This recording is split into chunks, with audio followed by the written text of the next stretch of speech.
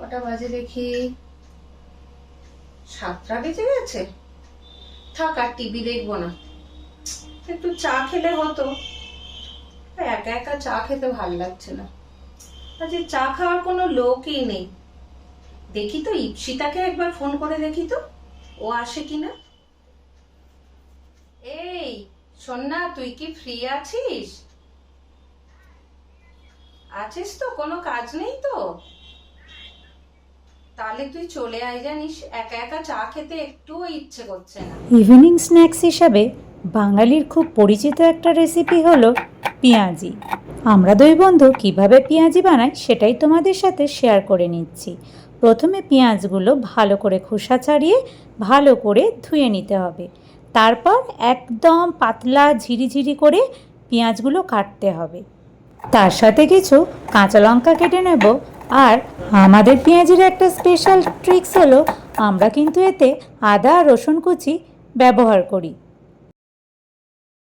একটা কথা তো বলতে ভুলেই গেছিলাম, পেঁয়াজগুলি প্রথমে পাত্রের মধ্যে নিয়ে নুন দিয়ে ভালো করে মাখিয়ে নিতে হবে।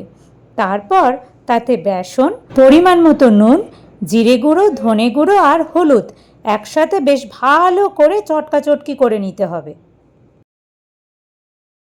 যদি মনে হয় বাইন্ডিংয়ের জন্য আর একটু বেসন ইউজ করতে হবে, তাহলে সেটাও করতে ভুলো না কিন্তু।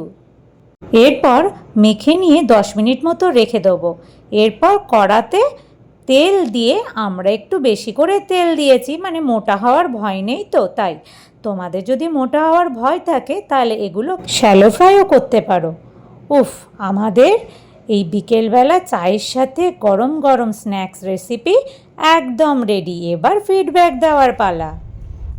এই শুধু মুড়ি আর কতক্ষণ খাবি? নে এটা দিয়ে একটু খেয়ে দেখ। পড়তে পড়তেই তো বলবো। আর কি আর হবে বল, তুই তো একটুও হাত লাগালি না।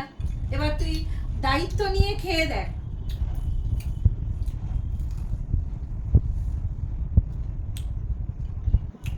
দারুণ মজমজা হয়েছে, দারুণ সুন্দর হয়েছে। Thank you, thank you. তুই একটা খেয়ে দেখ, তুই যে বানালি। রিভিউ দেখ।